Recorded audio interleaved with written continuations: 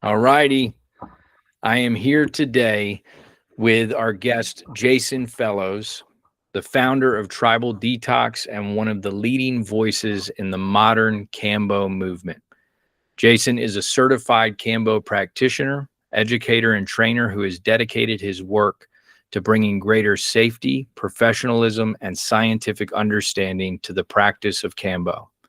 After serving in the United States military, spending over a decade in the global oil industry, a life-changing journey into the Peruvian Amazon introduced him to the traditional medicine of Kambo and set him on an entirely new path.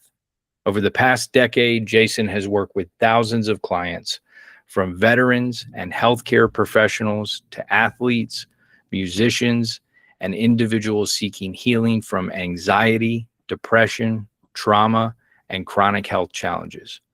Through Tribal Detox, he has developed one of the most comprehensive Kambo practitioner training programs in the United States, emphasizing ethical practice, evidence-informed education, emergency preparedness, and deep respect for the indigenous traditions from which this medicine originates. Jason is passionate about separating fact from fiction, helping practitioners understand the biology of Kambo's unique bioactive peptides, and raising the standards of safety and integrity within this rapidly growing field. Jason, it's an honor to have you on Conversations with Dr. Wes. It's a pleasure to be here. Yeah, brother. Well, let's dive in, man. You and I were talking a little bit, and for those that are listening, because my channel, we explore everything: philosophy, culture, society, psychology. But Kambo, for those that don't know, is an Amazonian tree frog. I think the scientific name is Phylomedusa bicolor. Phylomedusa bicolor. And Kambo, sometimes pronounced combo, as I've heard it before. I've worked with it twice, and it was profound.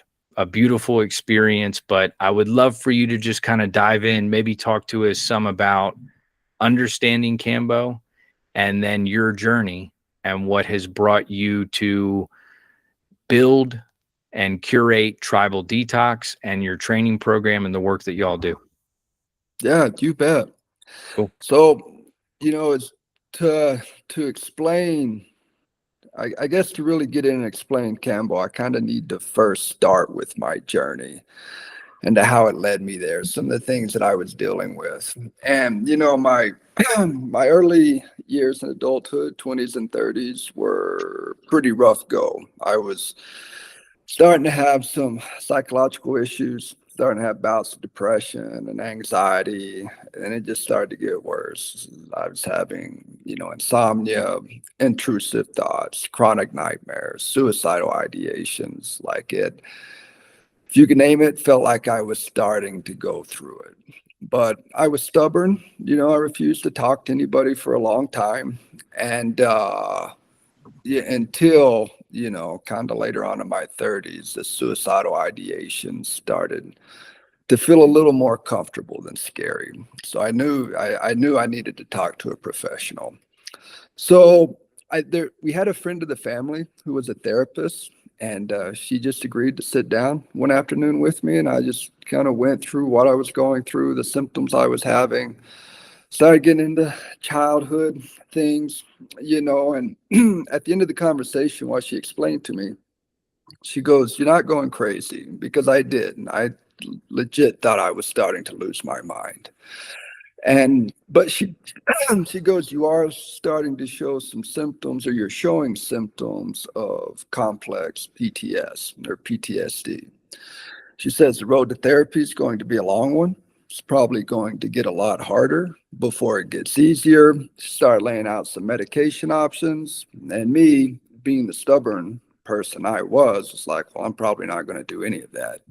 So I'll find something more holistic, or I'll die trying. I knew I wasn't going to go the pill route because I had buddies in the service that I just saw get wrecked by psych meds. So I knew I just needed to find something else. And, I get a bit more into the details of this story on my podcast, Beyond the Ceremony. But Which essentially, I'll there's, put links up to all yeah, that, so yeah, people will have a link that they can go and dive in deeper. you bet. But essentially, through some arbitrary conversations and random encounters with different people, it just led me down to the jungle to where I found myself sitting with ayahuasca, with the Shipibo. And, it was, ayahuasca was very healing for me, but it was very challenging. And it didn't really take away the symptoms that I was having, but it helped me understand why I was having them. I tell people it's the first stage of healing is understanding. You got to know what it is. You got to have a starting point of what it is that you even need to heal. But I never really touched on those love and light realms too often in ayahuasca. I spent a lot of time in the darkness, a lot of time in the shadow. And it just got to the point to where I would have so much anxiety going into that ceremony that it was almost impossible for me to surrender to the experience. And it would just be a grueling 6 to 8 hours ayahuasca journey. So I knew my relationship with ayahuasca was coming to an end, but I knew my work wasn't finished. I knew there was something to these Amazonian medicines. So a few other random encounters and arbitrary conversations led me to a different part of the jungle to where I found Kambo. And where I ended up, because this was around a decade ago, and Kambo still wasn't that known about it. It's still pretty new. So, but I was so desperate just to find something because I was to the point of either make or break. I could not be in my headspace anymore. So I was ready to put it all on the line. So I ended up going to this place probably a couple hundred miles or a couple hundred kilometers outside of Iquitos, basically where the road comes to an end. And then met a guy there, and then it's about a 2-hour hike back into the jungle. And where we were was primitive. Like there was no electricity or running water or anything like that. Like we're in the jungle. But this place, it was like this piece of land that a couple of these hippies had bought. And they were creating like a ceremonial center out of it. But it happened to be a place along this path where these Matsis would come through. Matsis work with they're kind of the tribe that has the longest lineage to Kambo. Okay. So, uh, so I go and spend a few days at this place, and it's a funny story that I tell because the guy that I met, the Matsis gentleman, his name was Robinson. That was the Christian name given to him by the missionaries that came through in the 70s, and I had a translator, and I asked him, or he asked me, he goes, "Is this your first time sitting with Kambo?" And I said, "Yeah, it's first time." And he goes, "Are you nervous?" I said, "Yeah, I'm a little nervous." He goes, "Oh, that's normal, right? First time people sit with Kambo, they're nervous because they don't know what to expect." He says the second time people sit with Kambo, they're nervous because they do know what to expect. So I was like, okay. And it made me nervous because it's like it really started to set in that we're doing this thing. So, that next morning we go down to the river, and he had this 5-liter jug, a water jug. He dips it in the river, fills it up. We bring it back up to the Maloka space, and he hangs it from the rafters, and he had like this little contraption that come off of it with about this 6 or 7 foot hose. And in the middle of that hose was like a little sponge, maybe about an inch long, half-inch diameter, quarter-inch diameter. And then that water basically dripped through that sponge into just a little water bottle he had sitting on the floor. And I watched that brown river water drip through that hose into that bottle. When that bottle was full, he handed it to me and said, "Go ahead and drink that." And I said, "You want me to drink this water that just came out of the river?" And he pointed at that little sponge and said, "It's filtered." I said, and yeah, I knew that this was about to go down. Like this was happening for real. So he burns he takes a little stick, burns a couple of points on my arm, takes the secretion from the frog, and he applies it to those open wounds. And I guess it probably took maybe about a minute for the medicine to come on before I started to feel it. And started to feel a pressure in my head. Body started to feel really strange. But then I actually went into a state of rigor. My whole body locked up into like one big muscle cramp. I kind of fell over on my side and began to convulse, conscious through the whole thing. And the guys just kind of looked at me perplexed, shrugged their shoulders, and then they walked off, just left me there on the floor. And I thought this was it. I thought we finally went on that adventure that we're not coming back from. But I moved through it, and then the medicine worked in me about 20-ish minutes. And then I started to come out of it. And I would say it probably took me about half an hour to recover. But after that half hour, I started to feel good.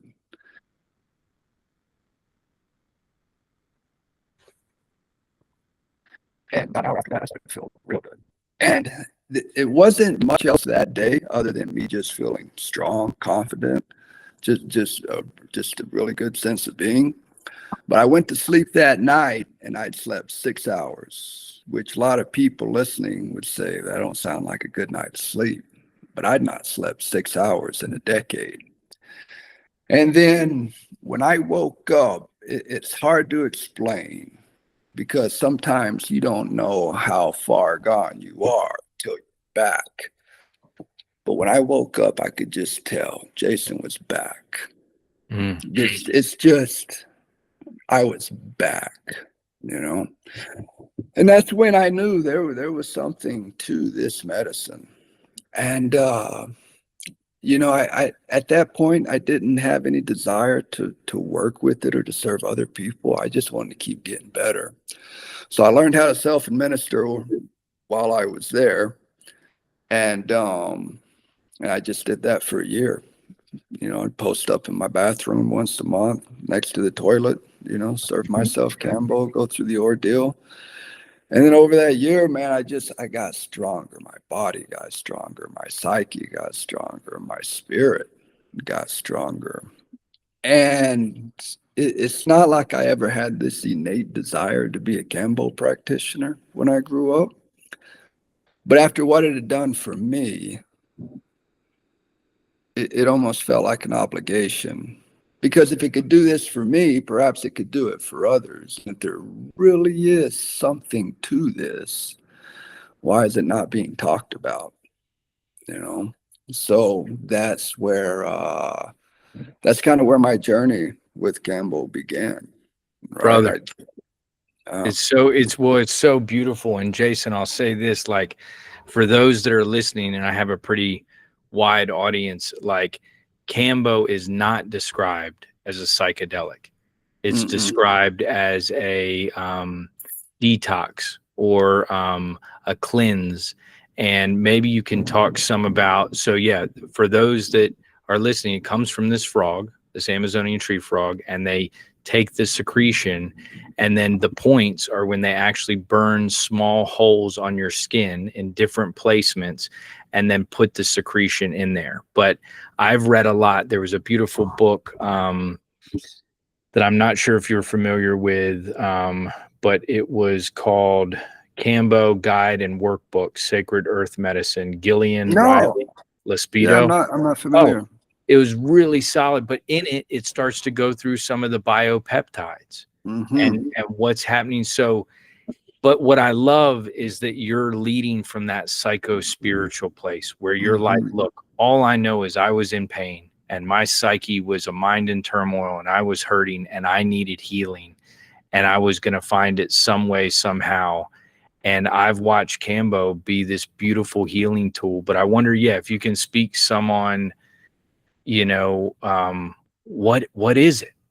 Yeah, I do. Just that deeper part of like, what the hell are we working with here? Here's this ancient lineage, and what is this doing to the mind body bioenergetic field and our nervous system? Yeah. So, you know, when I initially learned how to serve Kambo, that's how it was taught. It's like a cleanse or a detox, right? You drink a little bit of water, or how it used to be practiced. They have you drink a couple of liters of water, burn a few gates. I'll talk more about this here in a second. Apply the frog secretion, and then you go through this 20-minute ordeal. And Kambo is known as a purgative medicine, so it's very common to purge. And usually there's bile that comes with this purge. So, the old train of thought, and by still some, right, is that Kambo is just that it releases the toxins from, the cells of the body, shuttles them to the stomach to where they're purged out of the body. And even though this is a really kind of, and not to sound insulting, right? But this is kind of a fun explanation of Kambo. It's easy, right? We have something in us. We take this Kambo, and then that thing gets pushed out.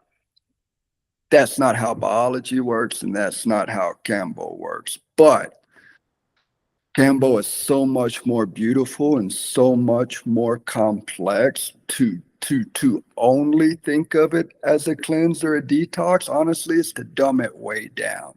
Yeah. So when I started to work with Kambo, I was seeing all these different reactions in different people. Sometimes people would purge, sometimes people wouldn't. But everybody was having a unique benefit to Kambo, depending on what they came for. Sometimes it was just illness or infection. Kambo would clear it up. Sometimes it was psychological things, depression, anxiety, PTSD. Sometimes it's pain management. So like there's this whole array of things that and I was like, what is going on? Because what we're not seeing, it's just detoxing.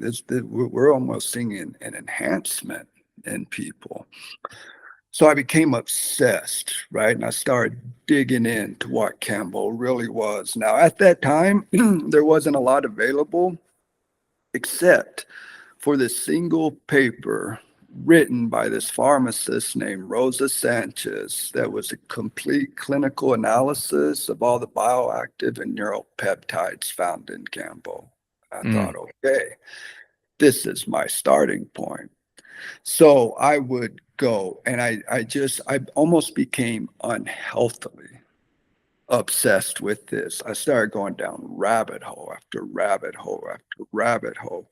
What is a peptide? How does it function, right? How do the peptides in Kambo engage with the biology of our own body? What does it mean to detox? What does it mean to cleanse? What does it mean to why are we purging? Is it even necessary to purge, or is this just a pharmacological reaction of the Kambo being in the bloodstream? And what I began to realize is that up until that point, I'd not known Kambo at all, right? And it changed the whole way that I worked with it. So let's get into what it is, right? So Kambo is essentially the secretion of the Philomedusa bicolor tree frog. Philomedusa essentially translates to the two-colored guardian of the leaf, which is pretty cool, right? Now, a lot of people think of this secretion as a poison, and that's what they'll refer to it as, a frog poison or a frog venom, right? But that's not really it. Now, if a predator was to attack, and this frog doesn't have really any natural predators because of the secretion, but if, like say, a snake was to grab the frog, essentially the secretion would kind of make it go into a state of paralysis, and then the snake would just try to kick it out of its mouth. So that's kind of why they call it a frog poison. Now, even though the secretion can deter predators, that's not the primary function of it. So this secretion is rich in bioactive and neuropeptides. Peptides essentially a signaling molecule, a little chemical messenger that instructs the cells of the body how to behave properly or how to function properly.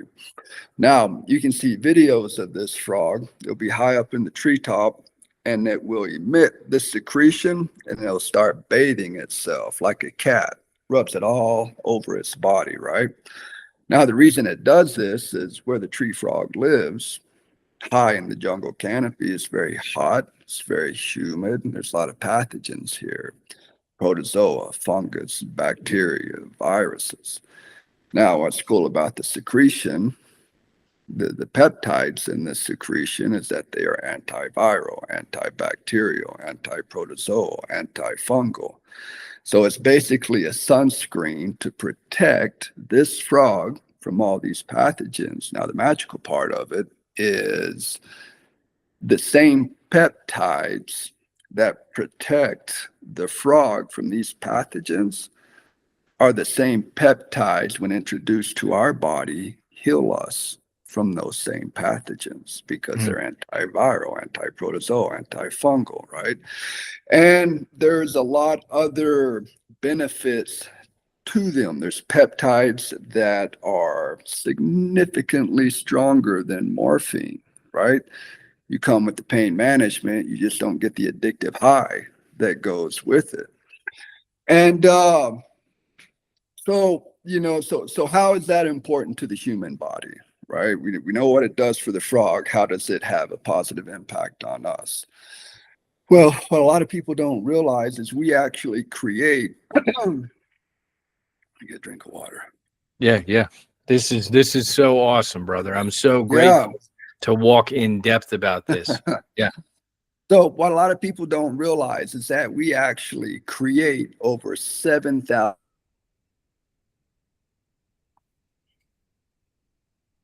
peptides in our own body. Everybody does, right? And these peptides are essentially the little mechanics that keep everything in balance, keep everything operating how it's supposed to operate. Now then, as we go through life, right, as we go through traumas, both physical and psychological, as we're introduced to medications at a very young age, vaccines, antibiotics, chronic medication, as we just go through, like, even aging could be considered a disease, because it's just brain body function marked by the loss of cellular efficiency. So all these things can begin to have an impact on the body, and it can begin to have an impact on the efficiency of the peptides in our body, right? And so when we start to get into our 30s and our 40s is when we really start to notice our body. We start to get the aches and pains that seem to come out of nowhere. We start to gain a little weight when our diet hasn't really changed. We start to have bouts of depression or anxiety that we can't really attribute to anything. And what a lot of people don't realize is that a lot of these issues can be attributed to peptide insufficiency, right? A lot of times when we're putting on weight for no reason, there's a misfiring in the peptides that control those mechanisms in the body. The body's out of balance. All right. Now, the peptide structure in Kambo looks very similar to the peptide structure in our own bodies. So when we introduce Kambo to the body through these little burn marks, right, we introduce these peptides directly into the bloodstream, is the body recognizes it because it's just a short chain amino acid, right? Literally the building block of a protein. So the body recognizes it and says, oh, we know what you are. You're essentially the same thing as us. You're here to help. Come on in, right? So the peptides go in, send their signals to start moving the body back into balance, start having the cells function properly, how they're supposed to function. And this is why we feel so good following Kambo. Now, the process in itself can feel a little bit funky, right? Because essentially, I think of it like a computer. Sitting here working on your Apple MacBook Pro, right? Starts getting slow, and all of a sudden you get that dreaded rainbow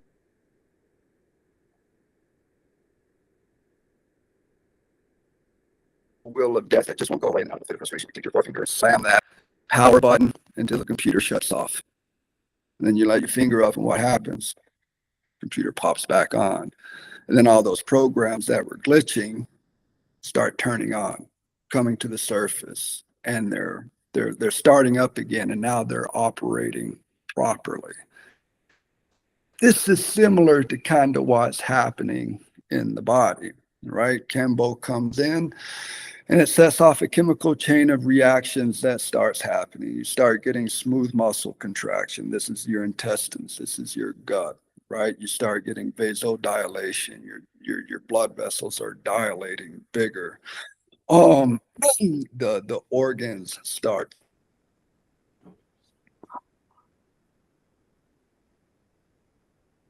flexing, right? Secretions. There's a lot going on in the body as body's being exercised.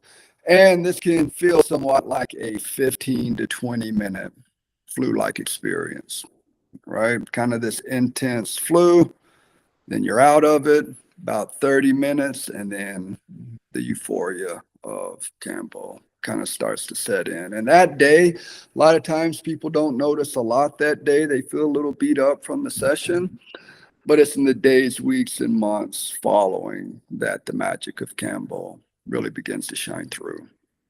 Absolutely, man. And as I told you, Jason, I was fortunate enough to have 2 ceremonies where I worked with Kambo. And yeah, man, it's, I don't want people to be, it is a journey, but at the same time, if you need healing, you shouldn't let that stop you. And I know for me, I was like, I've been pretty rock and roll with it. So I'm like, let's go.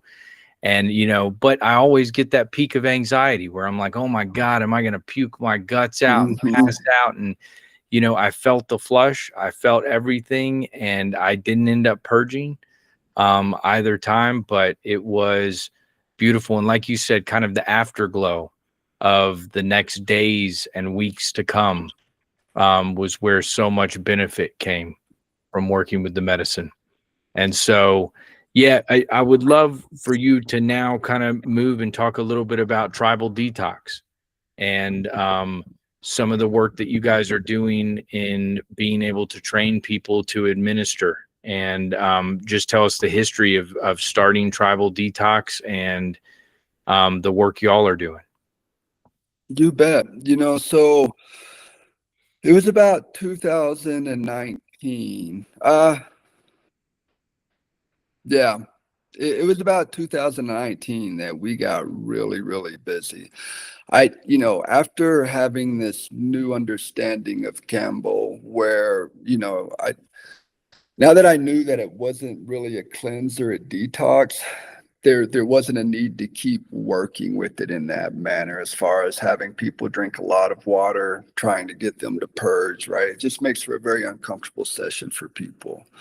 So we dialed the water way back, and then we just really focused on working with the test point to get an understanding of someone's tolerance, and then only adding enough Kambo that was manageable, that wasn't overwhelming, that they could sit with, right? And then from session to session, we could kind of build on that, because one of the scariest things about Kambo is the unknown, right? That's why I always say I have so much admiration for anybody that comes through my door, because I've seen the videos on YouTube where people kind of exaggerate the symptoms just for engagement or whatnot. But people, they read the stories, they see these videos, and as scary as it is, there's still something in them that holds them there. So I know the courage, so I'm not going to punish them when they get in front of me, right?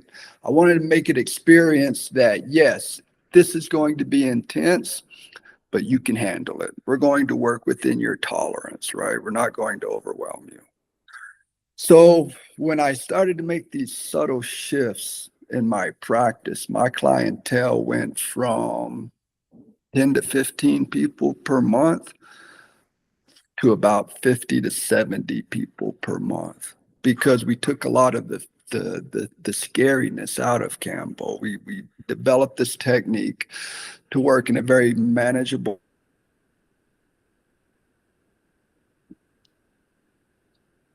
way with the experience, and it's get the manageable experience, and then still get a massive benefit from it. And at first it was just me and Kelly, my wife, But then it just got too much for the both of us. So it's like we need more of us, right? So her family is from Creede, Colorado. Her family was here before Creede was here. They live on a Centennial Ranch that's 140, been in their family for 140 years. But they had another townhouse in the town of Creede. Creede's just this little mountain town tucked away between these cliffs, population of about four. You should come out sometime. About Cool. 400 people. It's a magical place. And they had a house that they were building, right? This Victorian style townhouse. But then Kelly's grandmother had passed away, and then her family had went out to the ranch to, caretake the ranch, leaving this house unfinished. Well, I came to visit Kelly when we were dating, and she showed me this place, and it just clicked. I said, we can start a Kambo school. And that's what we did. We ended up buying this house from her parents, and we ended up creating a Kambo school in Colorado.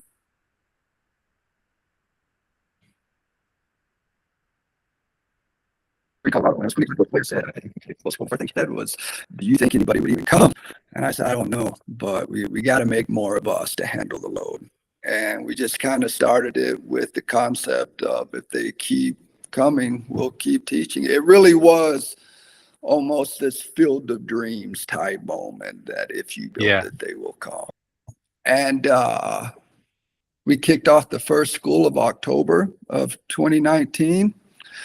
And when the pandemic hit the next year, we kind of thought that was the end of it. I remember we had a school scheduled in March of 2020, right when everything went off the rails, right when lockdowns and everything started to happen. I remember I had a class of, I think, 6 people.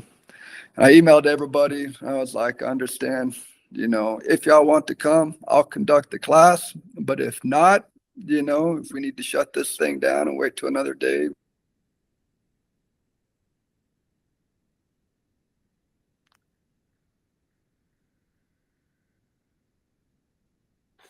we'll do that. Every single person came there, everybody talked about bringing this this happen.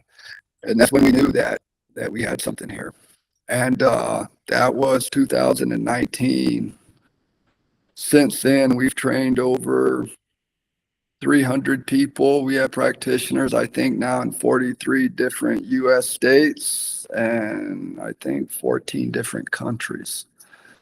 And, but the reason I think we did so well is I come from a background of military and oil field, right? And everything there was kind of standard operating procedures, policies, safety, right?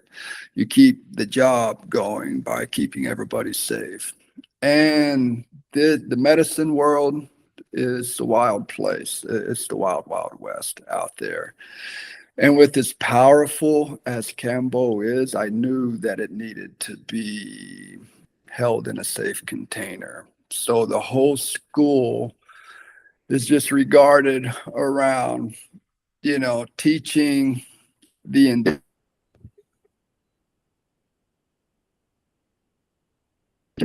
understanding of medicine before they get to first world culture with first world clients, meaning people that are dealing with medications, people that are dealing with certain psychological issues that they don't see down in the jungle.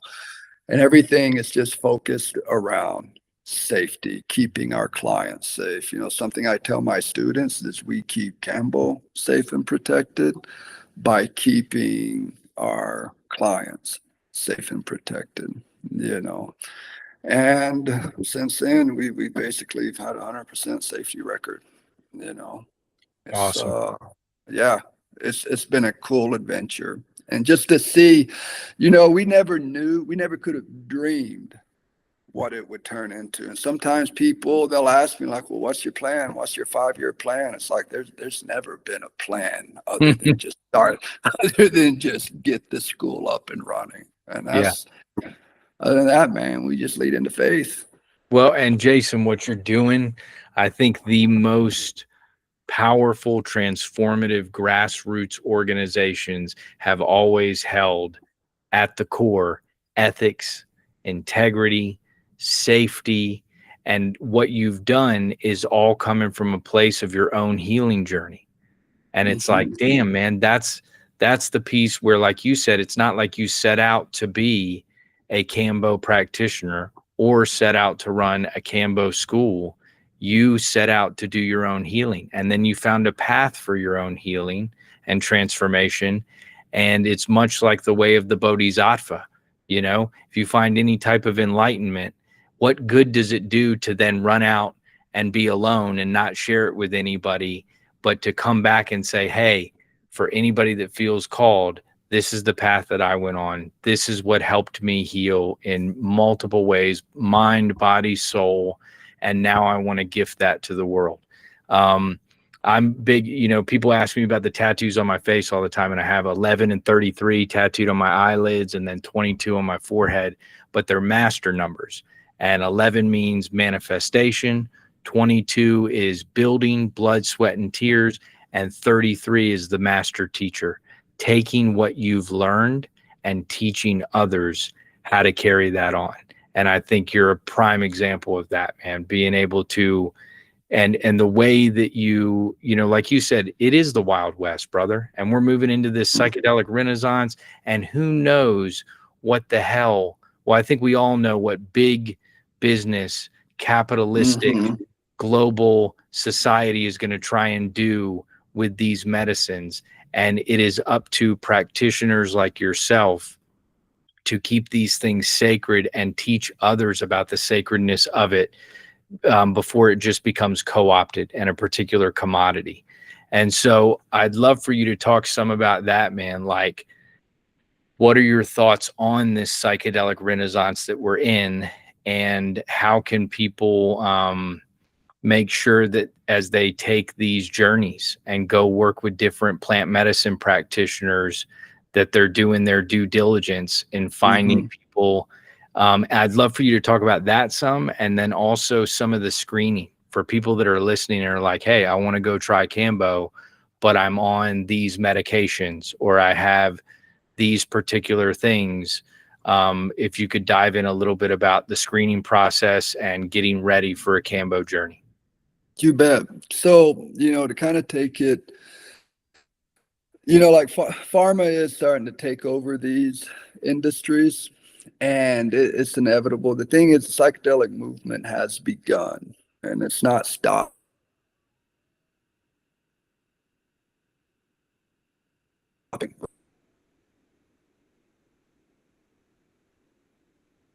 Right? Try to control it. Now there's great practitioners doing so much great work out there. However, it's almost like there's pharma waiting in the darkness of the corner, waiting for something to happen, waiting for a death, waiting for a mishap. Because anytime that happens, it'll be blasted all over media, and it's their way of coming in and saying, see, this is why us professionals, us doctors, need to be in charge of this. But that is the last thing in the world that you want, is some 24-year-old with a psychology degree that's never even smoked pot to see you through a psilocybin journey or a 5-MeO journey, or, you know, fill in the blank with whatever medicine. So I don't know that we'll stop it, but we can do our best to make it difficult for them, right? And we do that by holding safe and ethical ceremonies, right? And that responsibility is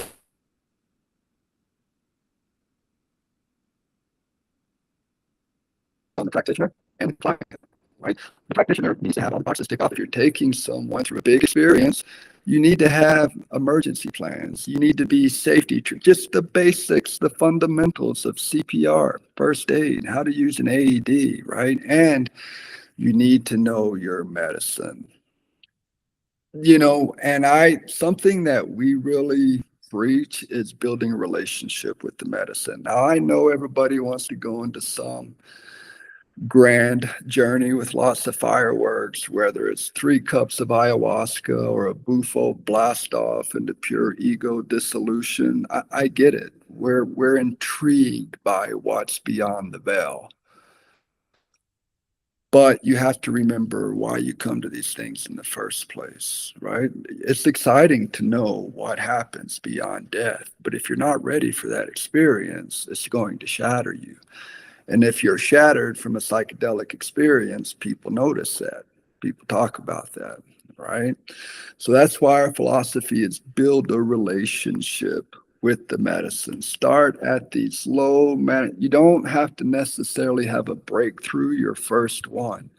Just get comfortable with the energy of it. Let it teach you how to trust it, right? Sometimes when we go into something too big, it feels too overwhelming, and then it becomes very hard to trust. And if you can't trust, you can't surrender. And if you can't surrender, how much are we actually getting out of this? So that's why we say if you're going to start on this path, this medicine path, start with what's manageable. The ego dissolutions, the soaring across the universe, that will come. But once you've built a relationship with it, once you're familiar with the energy of it and you can surrender to those experiences, effortless, it changes the whole thing. Now it's something that's manageable. Now it's something that you were ready for, and you're not going to be psychologically stretched for the next 3 months with your family wondering if they need to put you into a facility Right. or not. So, and then, as far as the client, you need to do your due diligence. The reason a lot of these narcissist medicine facilitators continue is because people keep coming to them, right? You need to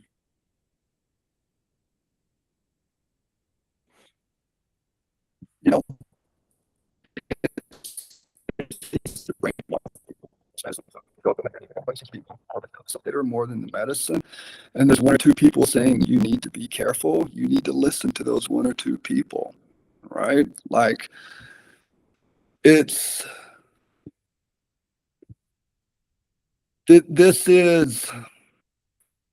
industry draws the broken. We come looking for help.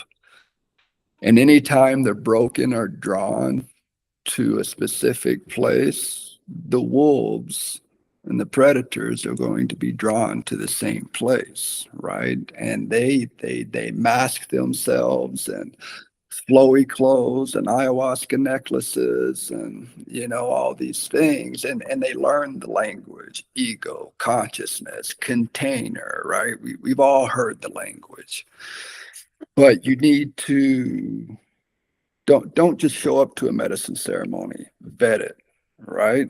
Vet it. Make sure you have questions to ask.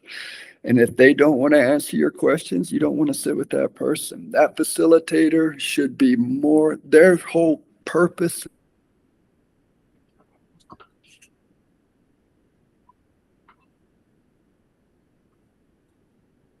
in life should be to give you this wonderful foundation that you're going to step into. And if they're not providing that, keep looking. There's a lot of people out there, right?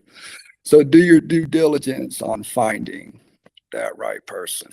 Now, when it comes to Kambo, right? If you're looking for a Kambo facilitator, interview them, right? Know what you're getting. First, do your research on Kambo. Don't just say, hey, a friend told me about this detox. They're having a circle this weekend. Do you want to come? Like, know what you're getting into. Now, a good facilitator is going to make it a very incredible experience for you. It's going to be intense. It's going to be beautiful. It's going to be hard. It's going to be all of it. A bad facilitator can take you through something very catastrophic that can wreck your body and potentially wreck your psyche. Do your due diligence on what Kambo is, and then understand why you're wanting to come to it. Okay? And interview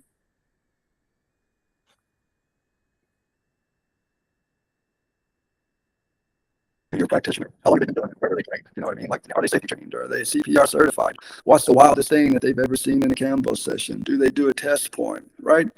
Just don't be afraid to ask a book's worth of questions if that's what it takes to make you feel comfortable stepping into that experience. And that facilitator should have no problem answering them.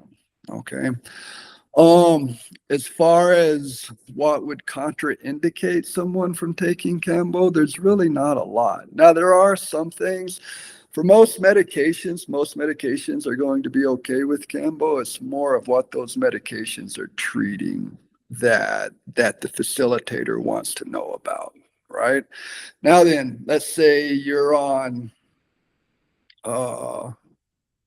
let's say your blood pressure is so low that you have to take medication to keep it at a manageable level.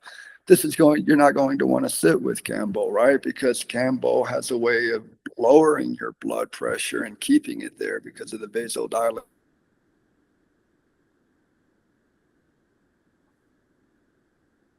Properties.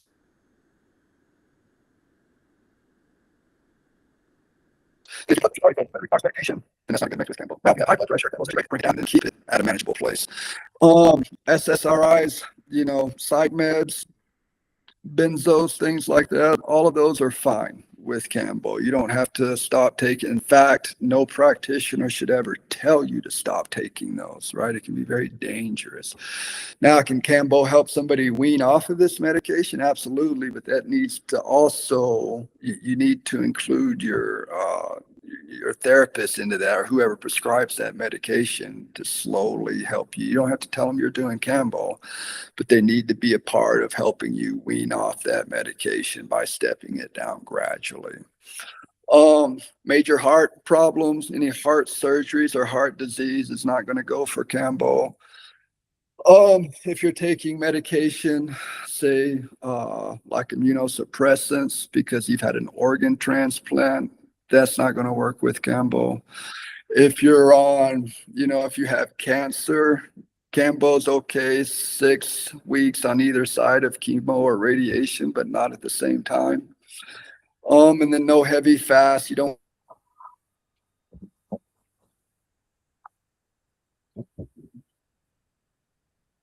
do any big detoxes or water fast or colonics or anything like that. And it's once, you can go to the tribaldetox.com website, and at the top of the homepage, there's a link to a waiver.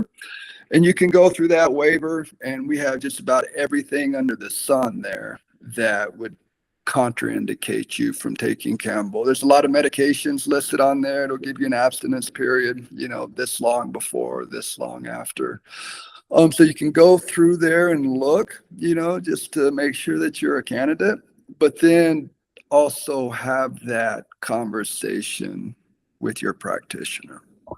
Absolutely. And I'm going to put links to all of that, man. And I so appreciate, and just for those listening, there's a few times that you've broken up, but it catches up. So it's been a little bit glitchy, Okay. but for anything, Yeah, I'm going to put a bunch of notes. There's a storm where I'm at here, so it could be that in combination with the we're Wi-Fi. in the mountains. Sometimes Cool. It's a little glitchy. and I think it's one of those things where it's like, even if it skips a little bit of what you're saying, it circles back around and it lands. So it's good, man. But just for those listening, I'll let them know we're doing our best with technology. But Jason, man, I'm just so incredibly grateful for your bravery and courageousness on your own journey, because I think you wouldn't be here today running Tribal Detox unless you were adamant about finding a healing path and being willing to step into, some of the unknown. And it's my belief. I love this one practitioner. He's been around, he's since passed away, but his name's Gregory Bateson. And he was an ecologist, anthropologist, psychologist. He was a very unique thinker.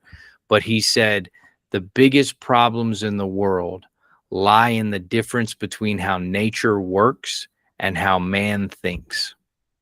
And I think so much of our healing is a reconnection to spirit, to the animal and plant world, to our ecological systems, and to all of the ways that we are a part of that web of life. And so you know, some of the deconditioning that people have to do, because they'll hear this and be like, why in the hell would you take a frog poison or a frog secretion and put it into your skin? That's so quote unquote this or that. But it's like, look at all the things that we put in our body. Look at what we do with our food, with our diet, with our exposure to heavy metals, with our environment.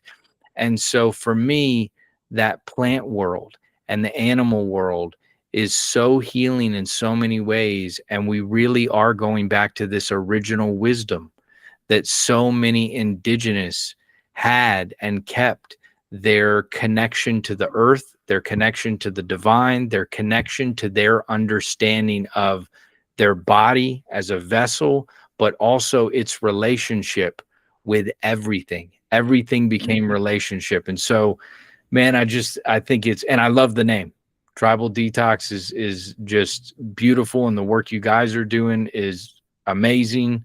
Anything I'm forgetting? Anything else you want to make sure that you throw out there for anybody listening? I'm gonna put links to Tribal Detox to be able to get in touch with you, to the waiver, to the paper that you mentioned, Rosa and her work. But yeah, anything else? The only other thing I'd mention is we're affiliated with the Grunt Style Foundation. And the Grunt Style Foundation is basically a veterans group. They do a lot of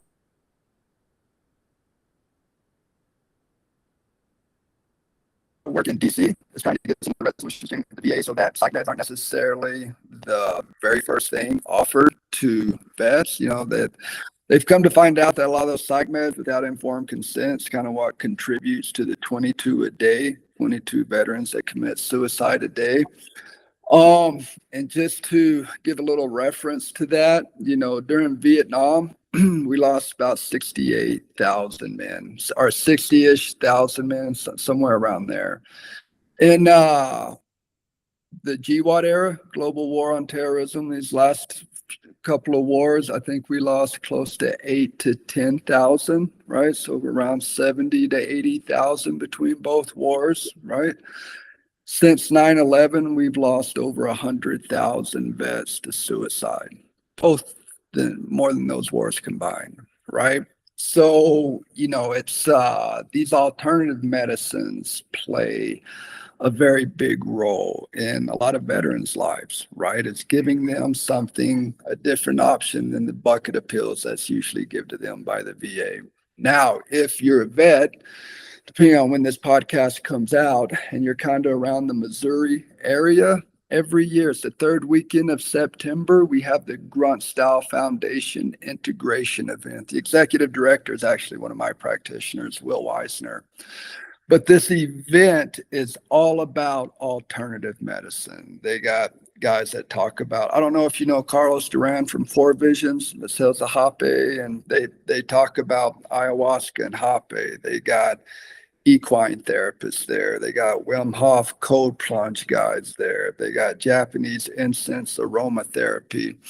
And it was kind of like the government telling Grunt Style, it's like, all right, we're listening, but if we're not going to start with the pills, you need to give us an alternative. I'm there. You know, we talk about Kambo and Bufo. So if there's veterans out there that would like to, that are around the Missouri area and would like to learn a lot more about some of these alternative modalities, like similar to what I do, then I encourage them to, and they can get on the Grunt Style Foundation Facebook page, and there's registration links there. But it's just an incredible event. It really is like veteran meets hippie in this